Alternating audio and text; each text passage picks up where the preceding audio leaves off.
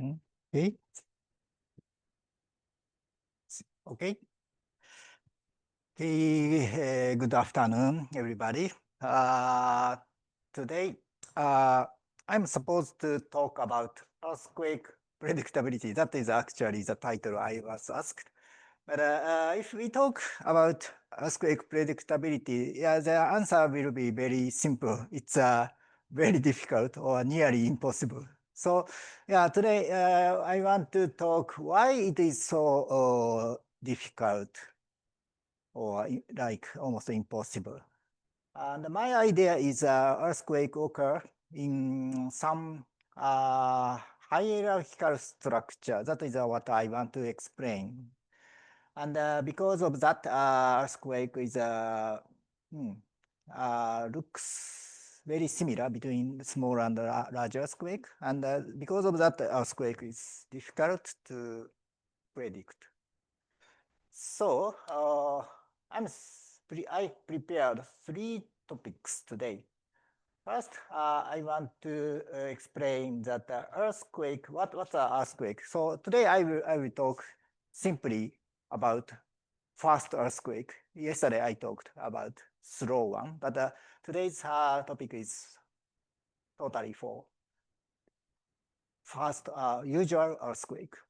And such earthquake are scale free. So that means there is no typical size that define a whole range of earthquakes.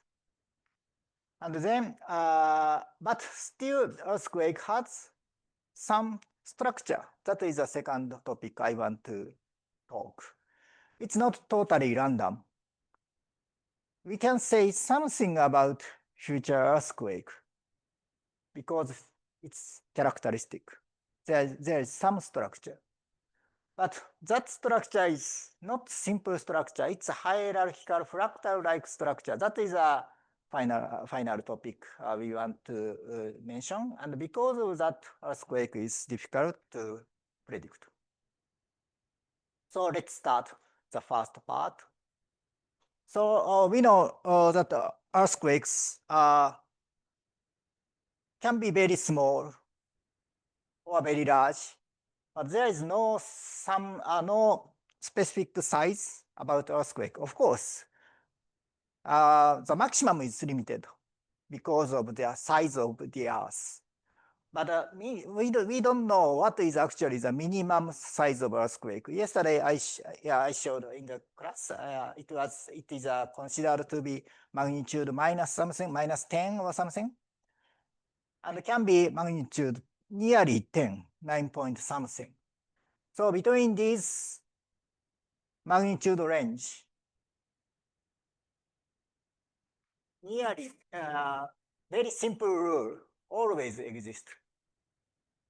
For magnitude, maybe magnitude 8 is easy to understand. Magnitude 8 is very big earthquake. But the size of earthquake is very well determined. If it is magnitude 8, the fault size is something like 100 kilometer times 50 kilometer.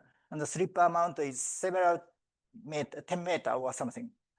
And once if we decrease magnitude by 2, the linear dimension will be decreased by 10. So yeah, if we skip magnitude 6, and if we go to magnitude 4, the size is say 1 kilometer, and slip is 10 centimeter. And it is about 10 meter, and slip is 1 meter for magnitude 0. And yeah, in magnitude 4, it is about the size of our palm. So this is a typical size of earthquake, and many characteristic size is determined for earthquake. This figure shows a relationship between seismic energy, dynamic size of earthquake, divided by seismic moment, static earthquake. So this is a dynamic static comparison, and we know the for all earthquake, almost all earthquake, the size of this number is 10 to the minus 5. And this is one example. Of course, we also know that stress drop of earthquake is also constant, something around 3 megapascal. And that is closely related to the fact that earthquake propagation speed is limited by shear wave speed of 3 kilometers per second, or earthquake slip, maximum slip is limited, something around 1 meter per second. So these are scale invariant parameters for that control earthquakes of all sizes. Sometimes people may think there are small earthquake and large earthquake, and people may say large earthquake is very complicated, complex, but small earthquake is very simple. But it's not correct. It is simply because we cannot observe small earthquake in very close distance. If we go to the very close to the source of very small earthquake, we can observe the complicated rupture process even for magnitude 0 event, magnitude 1. This is an example of magnitude 1 compared to magnitude 7. We know magnitude 7 earthquake is complicated. It can be divided by several sub-events or multiple ruptures. In case of the Kobe earthquake, 1995, there are at least 3 ruptures process starting from right after the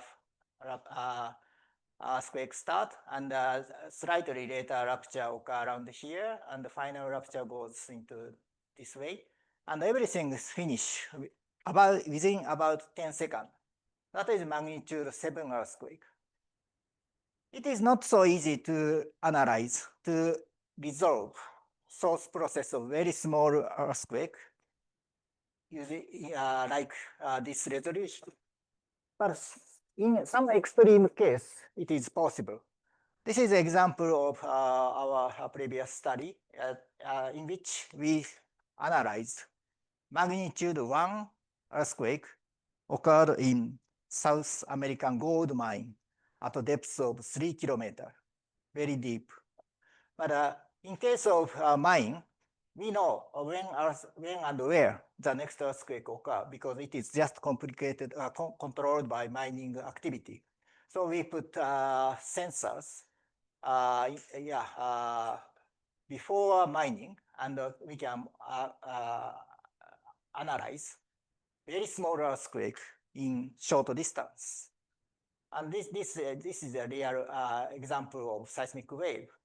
You see several pulse-like features, and the time is just 50 milliseconds, very short time. But these small pulses can be identified like this to be somewhere on the fault. The fault plane is very small, 30 meters. And this is the comparison between magnitude 7 and 1. So everything is different by 1,000. So this is a kilometer, 50 kilometer and 35 meter. And the duration is about 10 seconds for magnitude 7, but duration is about 10 milliseconds for magnitude 1. And slip amount is also smaller by about 1,000. So this kind of complicated source process is included for even very small earthquake. So we can say all earthquake, even if it is small or large, can be very complicated rupture process. And that kind of complicated rupture process starts right after the beginning of earthquake. This is the analysis similar to the previous such kind of slip inversion. But in this case, we increase the resolution at the beginning using multi-scale slip analysis. And so in usual large scale, we see rupture process. Rupture start around here and propagate in this direction. This is 2004 Parkfield earthquake. So we can say it's unilateral rupture propagate to northwestern direction. But if we increase the resolution just for the beginning of this earthquake rupture initiation, we see a much more clear image of how rupture start. And we can see this earthquake start from bilateral rupture in very short time. And after about 1 second, this unilateral rupture propagation become dominant. So such complicated rupture process is observed from the beginning. So small earthquake is complicated, large earthquake is complicated, and also large earthquake is complicated from the beginning. That is what we can learn from data. So, but there have been long debate about how earthquakes start. This debate started around the 1990s because, at that time, our knowledge about earthquake dynamic process has become very good, and we understand earthquake is governed by so-called rate and state friction law. And if we assume that kind of friction law, we expect some nucleations process before dynamic rupture initiation. So there are discussion whether there are some scale dependent initial phase. Scale means the final size of earthquake. So the beginning of earthquake is different between small and large earthquake. And it can be possible if there is some size dependent nucleation process. That is well expected from rate and state friction law. So people searched so-called slow initial phase. And some people say there is initial phase, but some people don't recognize it. And there are some confusion around 2000. Some people say that there is some deterministic feature of earthquake beginning that can be used for earthquake early warning. That was actually controversial. Then I think about 10 years ago, this problem has been solved by very careful statistical analysis of earthquake beginning. And the current conclusion is, still somebody says there is difference between large and small earthquake, but it is very difficult to detect.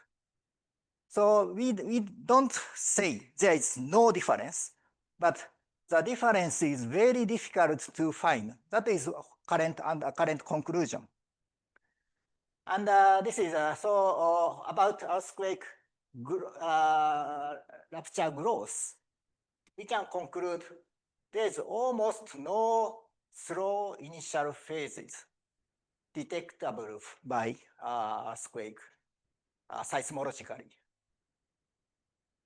And all earthquakes start nearly self-similarly along a common growth curve.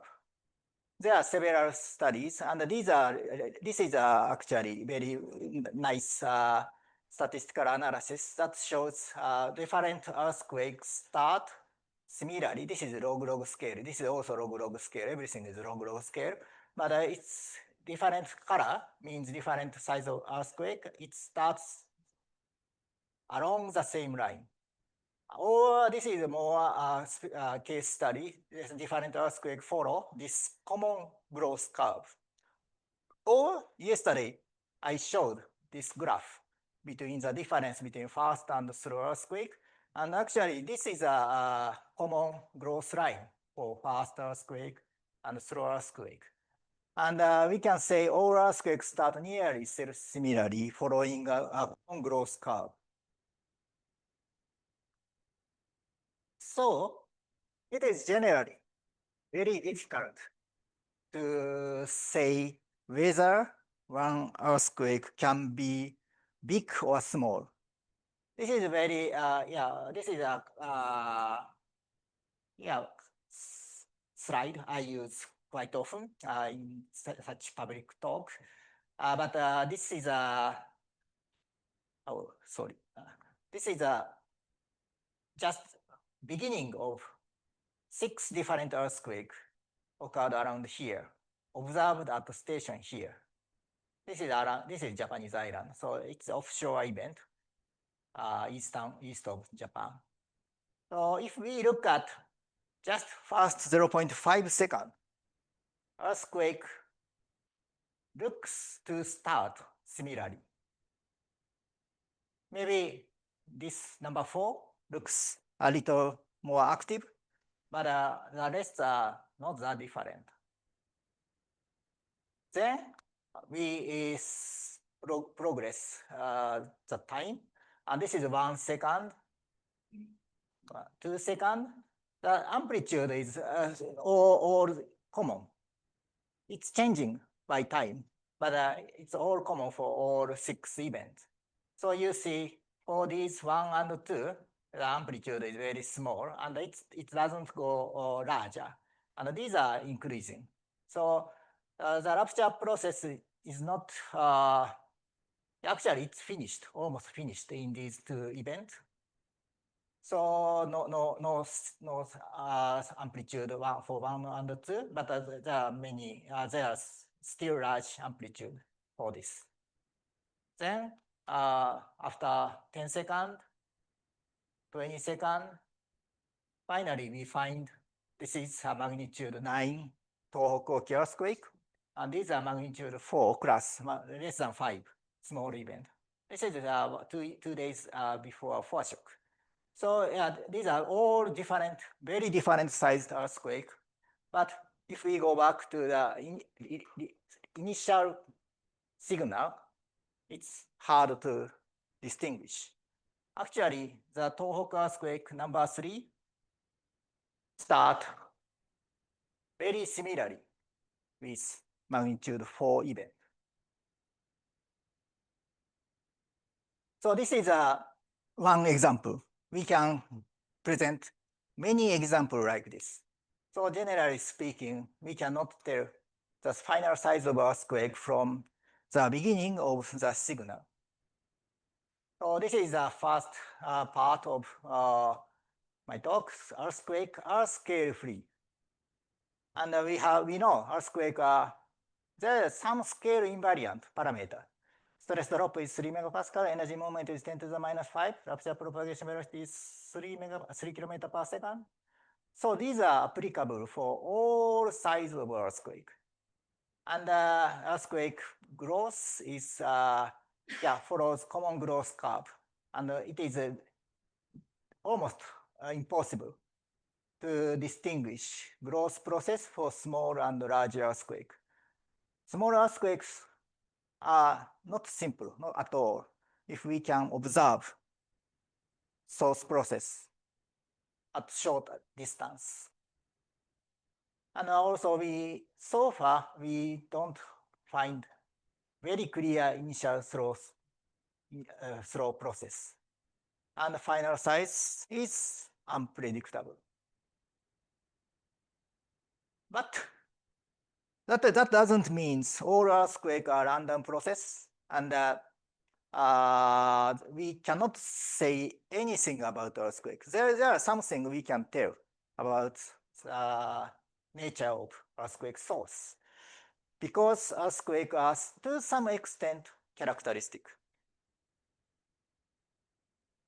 This is a figure I also use quite often to say to compare seismicity before and after the Tohoku earthquake. This is a slip distribution and foreshock shown by blue dots, and aftershock shown by red dots after the Tohoku earthquake. This right panel shows high earthquake distribution from 2003 to 2010. So that this is before Tohoku earthquake. No overlap between this and this.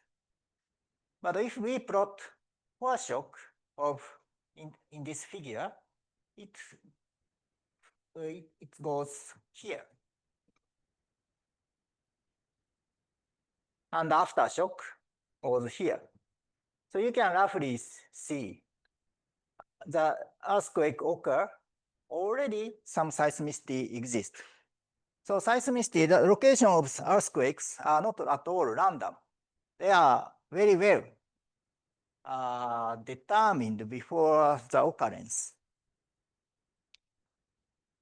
This kind of observation is even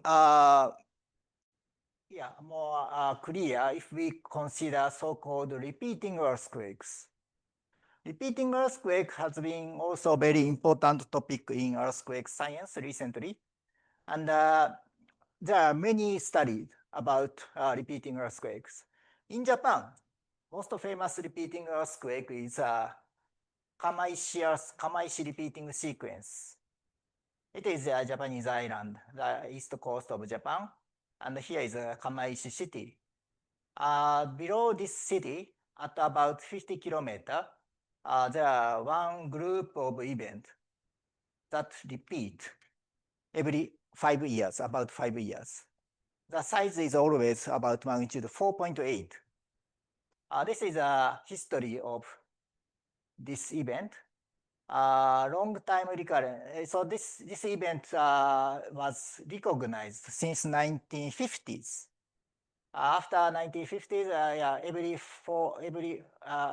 5 years, similar size earthquake repeat at exactly the same place on the plate interface.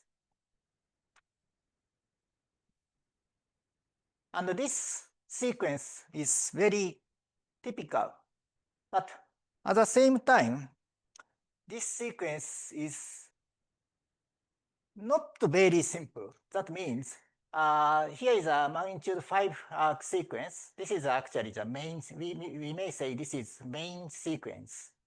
But yeah, these people compared smaller events also.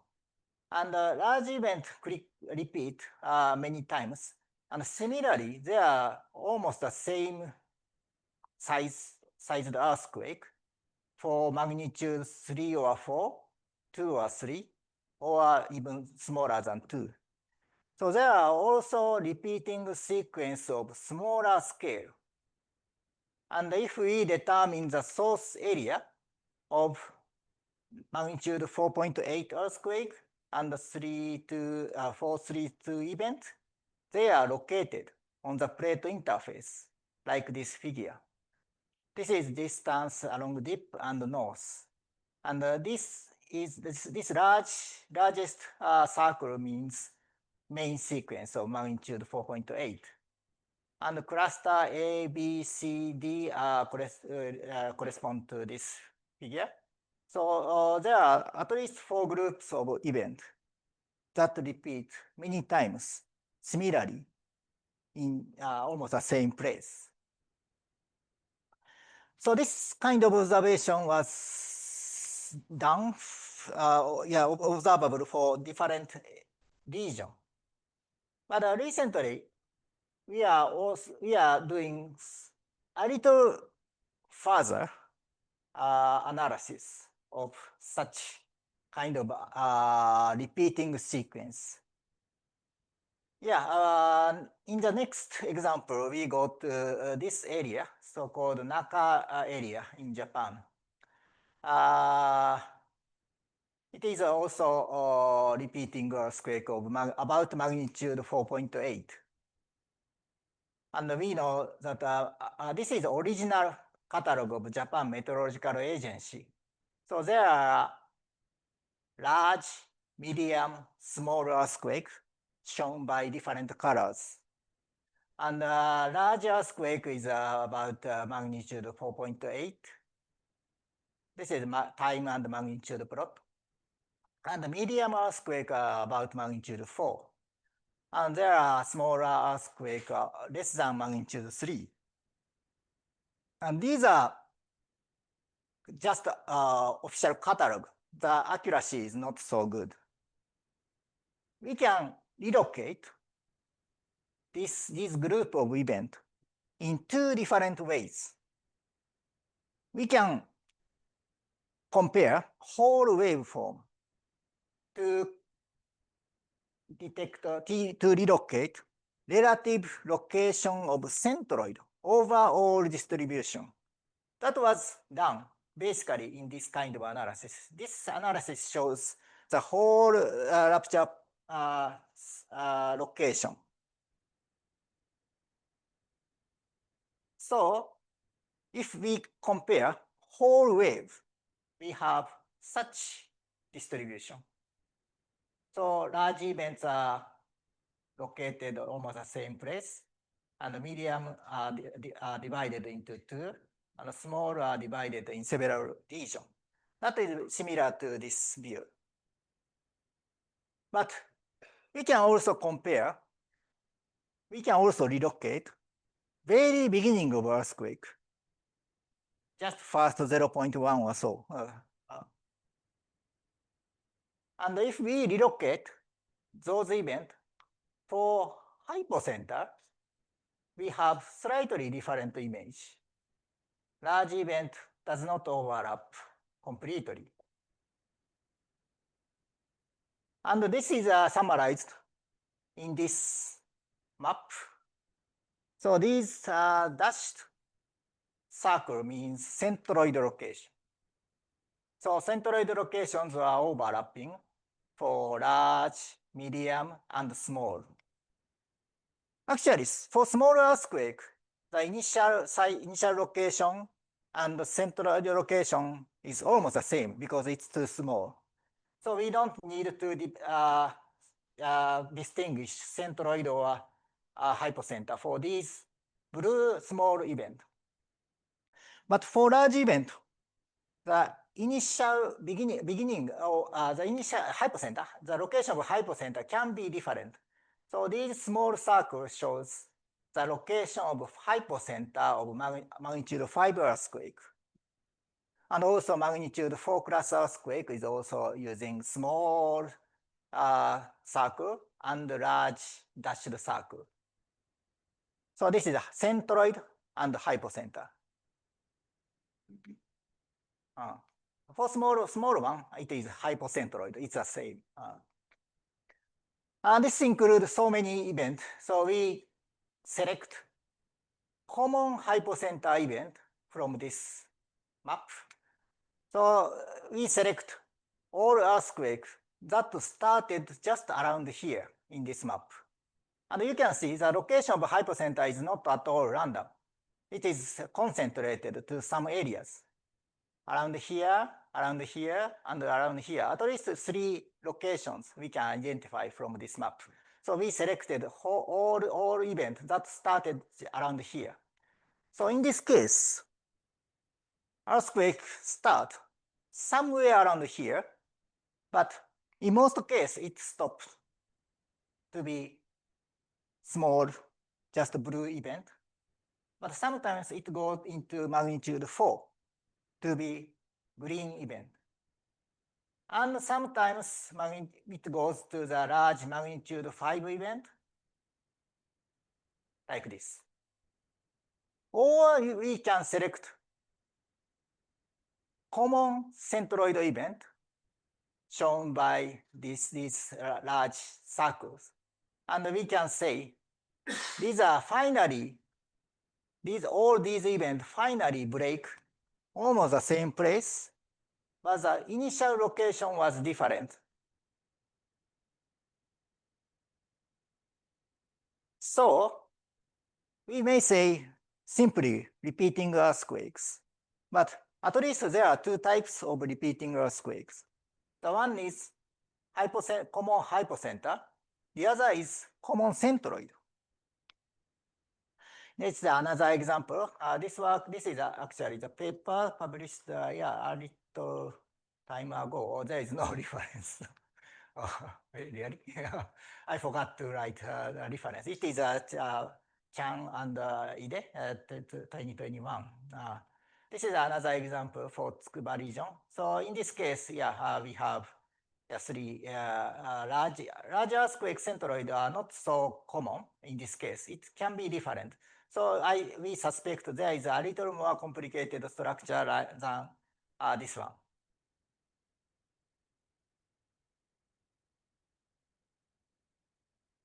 Yeah, this is a reference. It was written in the first slide. Then, we did several analysis. This is even simpler case. So we have only one large and one small group. Yeah, starting point is very concentrated around here, or can be around here. But if for a large earthquake, centroid are very, very overlapped. So this kind of analysis is possible for any repeating earthquake sequence. And we are now doing this kind of analysis for many more events around here. And I hope the result will be published very soon. But the first author is Gao and Ide. It is actually in review now. But using this kind of classification, we can say there is a hypocenter repeater and a centroid repeater, and we can distinguish at least two types. And if we talk something in between, there is also we can imagine there is some common feature in the middle of this small initial part and the final part. So that is some hierarchical structure we can find in data analysis. And for this Naka earthquake, actually the data is sufficient. So we can make slip inversion also. And we have done slip inversion for this event. It is actually earlier than this analysis. We first start slip inversion. And all these magnitude 4 earthquake, about 5 earthquake, are inverted to such slip distribution. And we found that basically this direct slip distribution is elongated in the direction of slip shown in this arrow. So we suppose that there are this kind of nested structure. Small earthquake is around here, and medium is slightly elongated and slightly shifted to the deeper part, as shown in this slip distribution. And finally, large earthquake occur, also in slightly elongated slip patch. Although I showed in this figure, although we showed circle, but probably it's not circle. There is also some characteristic shape. And in this study, we did a slip inversion. But it was my student result. But when we are doing this slip inversion, the student, he said, if we compare this event and this event, the beginning of earthquake is very similar. So actually I answered, so what? But it was actually very important. At that time, nobody have shown that there are pair of events. The beginning is very similar for many stations, observed for many stations. Of course, there have been some earthquake, some report of similar initial phases just for one station. But in this case, we can show at many stations, the beginning of seismic waves are very similar. So this is including the previous event. This is a magnitude 4.8, and the blue one is about magnitude 2 or 3, around 3. So seismic wave. If we compare very carefully, we see some difference here. So after this study, we will do more thorough study. But at that time, we consider this is so similar. And so we can say, yeah, in this case, difference is less than 0.02 sample. So location difference is very small, less than 100 meter. But earthquake source must be larger than 300 meter in case of magnitude 3. So we can say, oh, these earthquakes share very similar beginning. Then, unfortunately, the student left academia, so I was I was left. So I have to do everything by myself. So, so I did the continuation of this work. So yeah, I compared for all earthquake this time. All earthquake occurred in this area, Tohoku Oki and Hokkaido Oki, Hokkaido, Tohoku, Kanto area. Then also I divided earthquake into two types, interpret type and other type, depending on focal mechanism. And we compare the beginning of earthquake using cross correlation and found that there are many very similar beginning between large and small earthquake. And also, this is a correlation between a pair of two earthquake. So if we know, in case of repeating earthquake, correlation is always very large, 0.8, 0.9. This is just a comparison of the beginning. But usually repeating earthquake have very high correlation.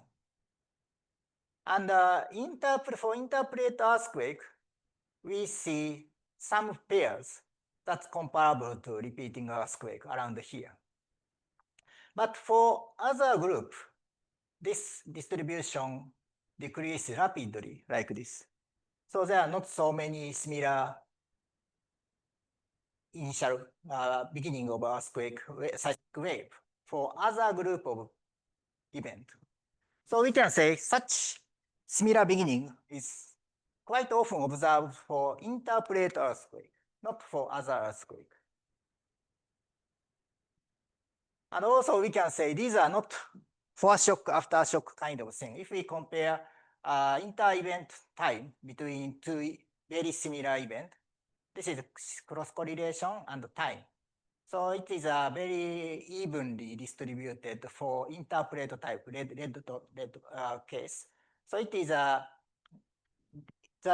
two events occur very different timing, separated by more than 10 years sometimes. So this is one of the good example of the almost identical onset of large and small earthquakes. The top panel shows velocity waves, and the bottom panel shows acceleration, differentiated, and the blow up of acceleration. This is an earthquake occurred around here at depth 60 kilometer. The size is, large event is 4.7, small event is 3.9. So you can see if you compare velocity waves, the beginning is actually the same, but in the later phase, obviously red event finish much earlier than a black event. And in acceleration, there is no difference. All seismic wave start exactly the same sample. So the difference is less than 0.01 second. So it's very similar. And we can actually find many similar events. Okay, this I forgot to mention. So these colored events are events that have very similar or somewhat similar pair. So we can see many for interpret earthquake, especially near the coast. This is because we don't have enough resolution for offshore event. But if we have very good observation, we have very large probability to find very similar beginning for interpret earthquake. So the interpretation is something like this. Earthquake may start similarly. Probably because earthquake occur in complicated fault system like this. But even this complicated fault system, some part is simpler than other part. So, and the simpler part tend to slip one time. And the complicated part may act as barrier or something. So because of that, earthquake may start from some simple small scale structure, but sometimes it's stopped by a little complicated structure surrounding. But when it goes one step further, it also again easily rupture relatively simple structure in the upper scale. And this kind of nested structure continues forever. So we see sometimes small earthquake start but stop soon, or a medium event to the second class or third class. This is cascading process, starting from very similar rupture initiation. This was a study in Japan. This year, we published the next very similar analysis in California. This was in subduction zone. So this is in mainly strike slip environment around San Andreas Fault. And we see basically the same observation for in California, Northern California. And we can also say the probability of finding such pair is higher along San Andreas Fault compared to other. So it's also similar to my previous conclusion that subduction earthquakes tend to have this kind of observation. So we know that in earthquake source area, there are some characteristic structure, and that structure is also multi-scale nested structure, or we can say it's fractal. And it is observed in repeating earthquake or quasi-repeating earthquake. This is probably representing some embedded structure in fault system or fault plane, plate interface. It is hierarchical or fractal-like. Maybe it can be elongated. It's not circular. Sometimes I often assume circular area, but it's need not to be circular. And we can distinguish centroid repeating earthquake and hypocenter repeating earthquake. There are at least two ways. And there are many observations of identical first motion for small and large earthquakes. Hypocenter repeater, it is actually hypocenter repeater. Very close hypocenter makes different size earthquake. And that means even if we can understand or we can identify hypocenter, the final size is not easy to detect. Maybe we can say if it starts from magnitude 3, it can be about magnitude 4 around this area, or can be magnitude 5 around this area. But it is totally probabilistic, and we cannot tell deterministic way. And also, maturity of fault system is probably important. I haven't studied this part so much, but I think this is very important idea. Okay, finally, I want to show how to model such hierarchical earthquakes. We already talked about why this kind of hierarchical structure is made. But answer is relatively simple. We know earthquake fault is not at all plain. Earthquake fault is very rough, complicated, and also there is a structure like jog, bend, kink, step, etc. So, and also we can say some part is simpler than the other part. So this is this kind of nested structure. We see this kind of image in several different papers. But this is actually fractal nature of fault system. Or fault is also known to be, power spectrum is looks linear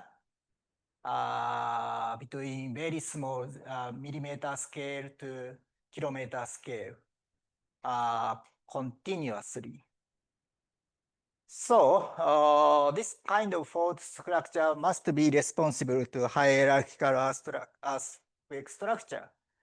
So if possible, we want to model all of these detailed rupture process using dynamic rupture simulation, but obviously it's too costly. We cannot do that kind of numerical simulation for realistic fault model. So instead of doing real 3D very, very complicated rupture process, we approximate those complicated structure using fractal patch model. That was already 20 years ago I did with Hideo Aochi. We consider, in this case, to make everything simple, we use circular patches with power law size distribution. So we have small, large patch and many only a small number of large patch and many small patches like this. And in this study, we don't use continuous size distribution because to make everything simple. The most important assumption is on each patch there is size-dependent friction law. It's slip weakening friction law. So friction is determined by between slip and stress. And there is one number, d sub c, that determines the distance, slip amount at which whole stress is released. Or because fracture energy is this triangle part, d sub c, and if we assume stress is always the same, this is proportional to g sub c, fracture energy. So we may say dc is proportional to patch radius, or gc is proportional to patch radius. So small patch is easy to be ruptured. Large patches need a lot of energy consumption to be slipped. This actually represents 3D structures. The idea is if a small earthquake is, if the patch is small, the fault normal direction, deformation in fault normal direction must be small. If we need to move very large area, we need to deform large area, large volume in fault normal direction. So this is actually, GC represents the deformation of fault normal direction. But it's okay. So this is we can consider it is actually a simple assumption, and everything is planar. So this kind of problem is easily solved by dynamic modeling. We assume stress and slip rate and solve elastodynamic equation. And but it was 20 years ago. The computer resource was very limited. So we add also some special technique of renormalization of seismic moment. And we prepared different level of distribution. And once rupture reach at the edge of scale, we upscale this rupture to this area by renormalization, and this can repeat many times. So that was a technique we used 20 years ago. So this is a result showing this sub-C distribution. This is the assumption. And this is the result for slip and rupture time. But as you can see, most events stop soon after the beginning. So it's very small earthquake. But sometimes earthquake rupture went into the surrounding patches and break larger patches to become slightly larger earthquake of magnitude 2. And it can repeat many times to be magnitude 4 or 5.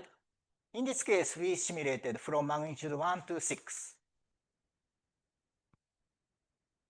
And this is a moment rate function of different sized event in this model, time and moment rate. So these are, yeah, you cannot see here. Actually, there are blue lines, but it's too small to see. This is about magnitude 2.5. This is magnitude 3, 4, 5, 6. If you compare seismic moment in this view, of course, large event and small event are so different. But if we focus just the beginning of these moment rate, of course, everything starts just randomly, similarly. This is assumed, of course. So not special, but this is what we observed from observation, seismic observation. All earthquakes start similarly. And also in this model, we can also model subshear rupture. Subshear rupture subshear means rupture propagate slower than S wave speed. It looks so obvious, but in dynamic simulation, it's not very easy to model such rupture process or rupture process that is far slower than, not far, slightly slower than S wave speed. It is easy to model rupture propagation at terminal velocity, S wave velocity, or sometimes it goes to P wave velocity, super shear. But to make rupture propagation velocity always at 70% of S wave speed, that's not easy. But in this model, this is an example of if D sub C is homogeneous, we know that if we compare distance and time, rupture propagation is accelerated to Rayleigh wave, S wave, and even P wave speed in this case. So that is what we know. But in this model, this is 4 different. And if we compare distance and time, this is rupture area. And rupture area propagate much less than S wave speed, maybe 70% of S wave speed. It is not easy to simulate in different way. And this kind of subshear rupture continues for all scales. Sometimes it is increased a little faster around here, but in average, we can model almost always, subshear 70% of S wave speed. And in other way, these rupture are almost always stopping actually. It can stop if it reaches to some background area. So it's we can model earthquake as almost always stopping process. This kind of model was theoretically introduced, but it is also it is very useful to model real earthquake rupture process. This model was applied to Tohoku earthquake because there is one big problem for Tohoku earthquake. The problem was the large slip occurred at the trench axis. Later, at least 1 minute later from the earthquake beginning. The hypocenter is around here, and trench is just 100 kilometers. So if rupture goes naturally to the trench, it reaches at trench within 30 minutes, 30 seconds. But it takes more than double. What was the explanation? There are actually several different explanations, but our explanation is using such hierarchical model. We consider patch distribution in this area simply based on historical earthquake. All these are some earthquake occurred in this area in about 100 years. So we simply assume circular patches at the place of previous earthquake and give D sub C as in similar in this model, similarly to this model. D sub C distribution is given like in this way, and start rupture from the hypocenter. Hypocenter is here. But in this model, we also, we can finally model something similar to Tohoku earthquake by adding two things. Of course, we don't know anything about the largest patch, so we need to introduce this elliptical largest patch. And unfortunately, we cannot make a whole rupture without this blue patches, small patch. So that is an artificial addition we have to do. But other features are all explained by data, historical fact. So once we start rupture from here, this area is already broke because here was foreshock 2 days before. So this is stress release and slip and stress slip rate. So when it starts, it cannot go to shallow direction because there is no patch structure in shallower direction. So it needs to go downward.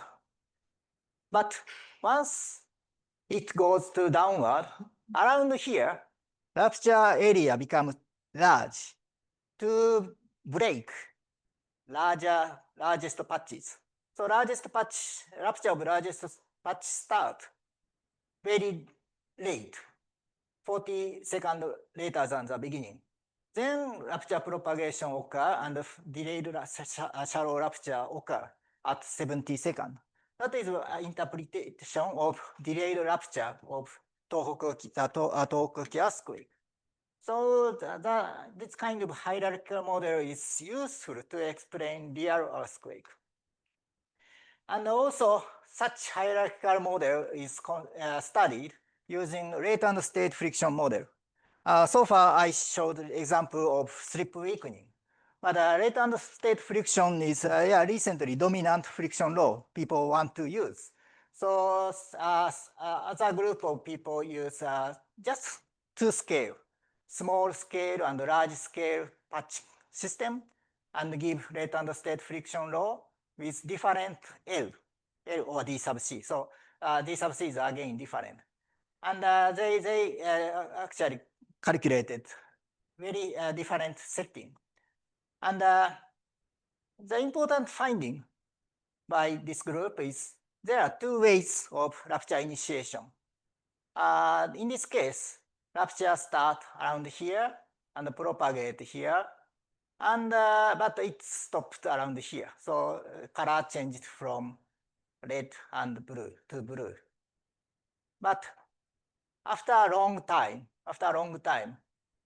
then rupture start around here and nucleated like this, and the whole surface was broken. Here, rupture start from tiny patch. So although it was failed, sometimes this rupture goes into the large patch. So this is cascading rupture. On the other hand, here, some initial nucleation occur within the large patch. So we may say this is self-nucleation. So there are two types of earthquake beginning we can model using rate and state friction law. The slip occur from nucleation or slip occur from small event to large event as cascading process. So we are now doing more general analysis of hierarchical cycle model, multi-scale, quasi-dynamic with rate and state friction law computation. So this is a hypocenter distribution in real world Tohoku area. It's so complicated. From this distribution, we made model of circular patches like this. This is a real earthquakes, and this is modeled patch distribution. And using this patch and assuming rate and state parameters, we can calculate earthquake recurrence for 1,000 years, more 2,000 actually, 2,000 years. So a lot of large earthquake occur. Yeah, very systematic, very at a constant interval. So it's a bit unexpected, but even introducing small scale heterogeneity, the regularity of large earthquake is not influenced in this case. And we have Gutenberg-Richter type magnitude frequency distribution. And that very important, very interesting thing for me is if we compare the slip distribution of largest magnitude 8 earthquakes that repeat many times. Of course, as expected, this is some contour line of magnitude 8 earthquake. The slip area and the shape of slip area looks very similar. It's controlled by this patch distribution. So because of this patch distribution, these black lines are final slip distribution. It's the same. So let's say these are centroid repeater of magnitude 8. However, if we compare the rupture initiation point for small event, this is cross means rupture initiation point of small event. And this in this map also cross means rupture initiation point of the largest magnitude 8 earthquake. So we can see that all magnitude 8 earthquake start from some small earthquake. There is no self-nucleation. So if we introduce heterogeneous this kind of hierarchical system in many layers, such self-nucleation is impossible. All ruptures start from the smaller scale as cascade up process. And also, because these are all starting from some small patches, the location of hypocenter are very well defined. That is hypocenter repeaters. So all these cross means hypocenter repeater, and the slip area of largest earthquake means centroid repeater. So we can model the observation of hypocenter repeater and centroid repeaters using such hierarchical dynamic simulation. So this is one model. Of course, many different model is possible. But we can, using such hierarchical earthquake model we made 20 years ago, we can model almost always stopping rupture. These are hierarchical patches. GC or DC scale with a linear dimension of patches. And this scaling means actually 3D deformation. Subshear rupture speed is modeled. And of course, onsets are always the same between different sized earthquake. And we can apply this for real earthquake dynamic process and also earthquake cycle simulation to explain centroid repeaters and hypocenter repeaters. So this is a summary of my talk, earthquake in hierarchical structure. So we see earthquake as scale-free and characteristic, and it can be explained by model of using hierarchical structure. Anyway, we understand to mimic real earthquake, very broadband modeling, multi-scale modeling is essentially important. And this is our image of earthquake seismic zone, seismic source region. In Wikipedia, it is very simple classical idea of so-called asperity. I don't know what is actually asperity. Maybe this is also very well used figure by Sonley et al. Earthquake source in earthquake source region. there is stable region or conditionally stable region, etc. But this is totally incorrect because stability of system can be defined as system, not point. Stability cannot be defined at each point. That's very obvious. But many people refer this figure without understanding stability. So that's a very problematic.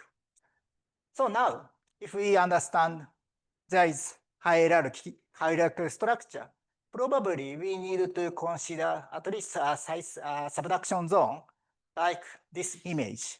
There are different sizes of characteristic structure nested from small to large scale. And maybe also slow deformation is contributing to make large earthquake in such hierarchical structure. Okay, so that is the end of my talk. Thank you, you are listening.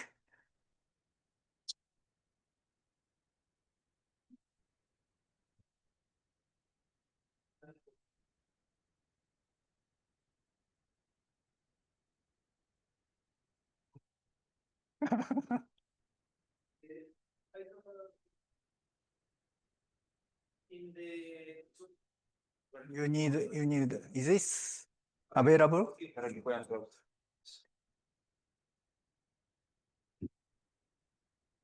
In the small patch that do you observe repeating or quasi-repeating earthquakes? Do you think it's possible that also occur in these zones slope slip events, a seismic movement, more the repeating, additionally to the repeating earthquake that you observe in this patchy zone? Could you repeat it again? You observe in some small zones very repeating earthquakes, quasi-repeating earthquakes. Do you think that also is possible in these zones occur a seismic slip? I think, yeah.